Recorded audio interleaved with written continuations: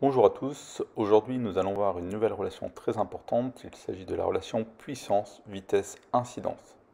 En termes de progression du pilote, on est toujours dans le bloc pilotage de base et dans le sous-bloc pilotage précis. L'objectif de cette leçon, c'est savoir faire varier la vitesse et maintenir la trajectoire constante, c'est-à-dire rester en palier en adaptant l'assiette. Donc c'est-à-dire on va être en palier et on va essayer soit d'accélérer, soit de ralentir.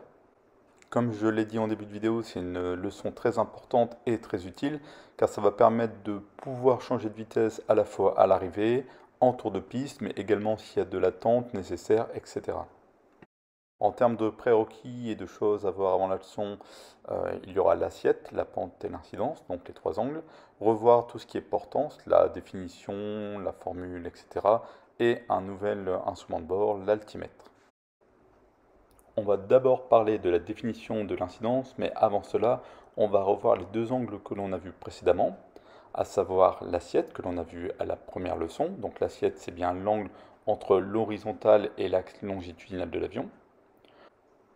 On a vu ensuite la pente, qui est l'angle entre l'horizon et le vecteur vitesse de l'avion.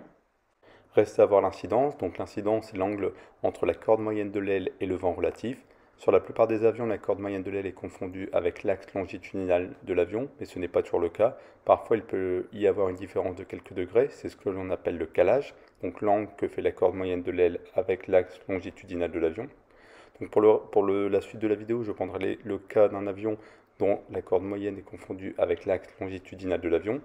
Dans ce cas précis, on a l'assiette qui est égale à l'incidence plus la pente. Et dans le cas particulier du palier, où la pente égale 0, on a donc l'incidence qui est égale à l'assiette.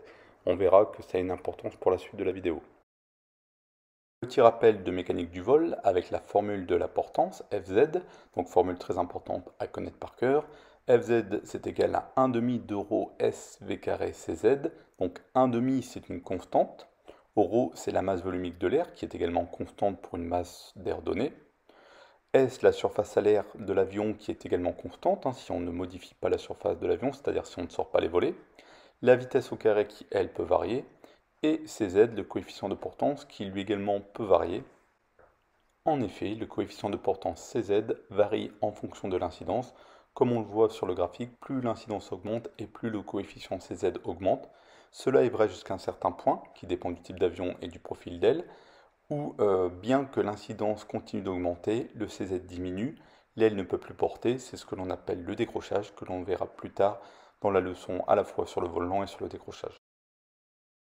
Donc on vient de voir que la portance peut varier en fonction de la vitesse, qui elle-même varie en fonction de la puissance, et en fonction du Cz, qui lui varie en fonction de l'incidence.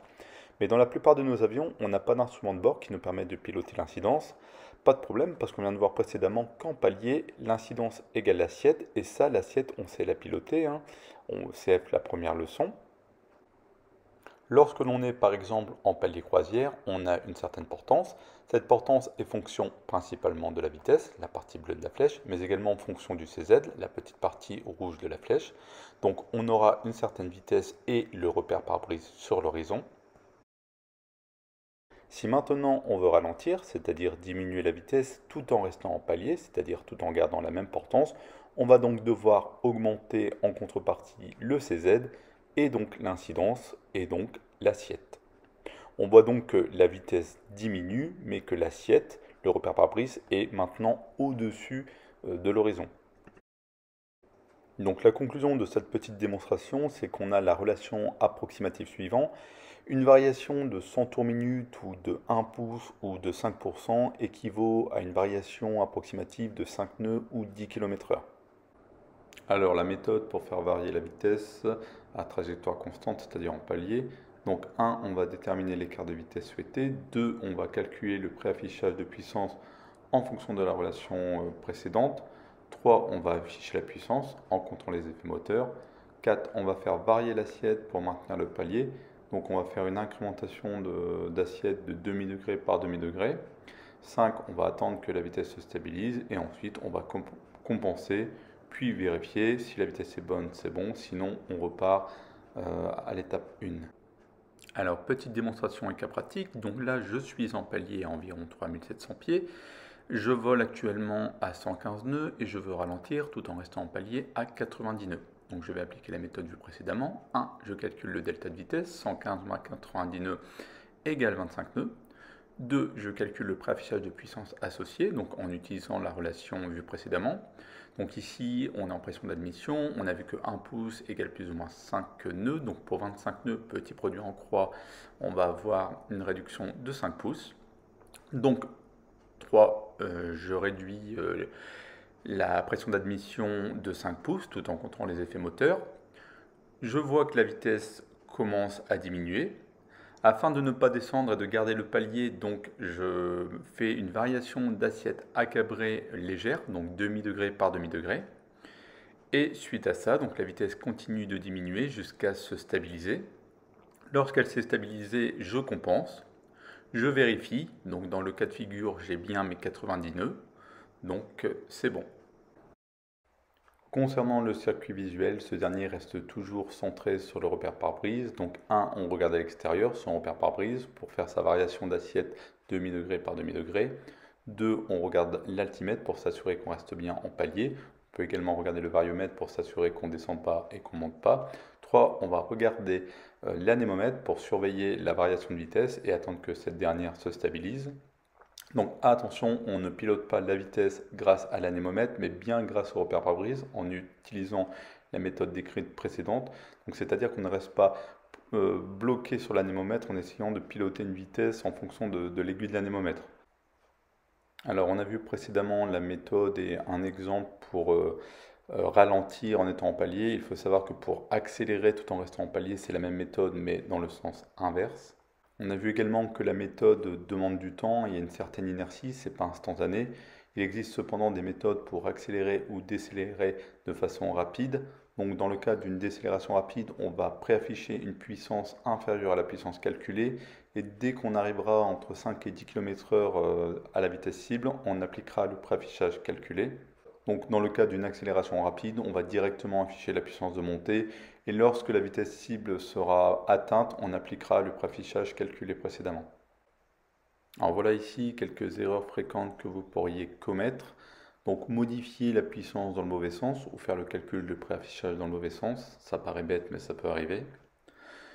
Anticiper la variation d'assiette, en effet, si l'avion ne descend pas, ce n'est pas la peine de faire la variation d'assiette demi-degré par demi-degré. Focaliser sur les instruments, donc comme je vous l'ai dit, il faut absolument ne pas bloquer sur l'anémomètre et piloter la vitesse en fonction de l'anémomètre. De toute façon, si c'était le cas, votre instructeur finirait par cacher les instruments. Alors, petite parenthèse de mécanique du vol, donc pour ceux qui auraient un peu d'avance en théorie ou qui seraient ici pour réviser. Donc on verra plus tard, lorsqu'on abordera notamment le vol lent, qu'il existe deux types de régimes de vol, le premier régime et le second régime, représentés ici par ce graphique. Donc il faut savoir que la relation que l'on a vue précédemment, la relation entre la vitesse et la puissance, n'est vraie que dans le premier régime. Donc ça se comprend assez facilement parce qu'on voit bien graphiquement qu'il y a une relation linéaire dans le premier régime entre la vitesse et la puissance et que ce n'est plus vrai à partir du point de séparation entre le premier régime et le second régime. Alors je vous ai remis ici les points clés de cette leçon, donc la relation entre la variation de puissance et la variation de vitesse, ainsi que la méthodologie à appliquer. Je rajouterai également en point clé, en point d'attention, donc ne pas focaliser sur les instruments, toujours penser à la sécurité extérieure.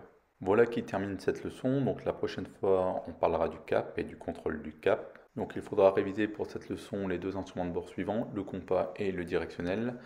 Voilà qui termine cette leçon. Donc comme d'habitude, si vous avez des questions, des remarques, n'hésitez pas à intervenir dans les commentaires. Je vous souhaite à tous un très bon vol.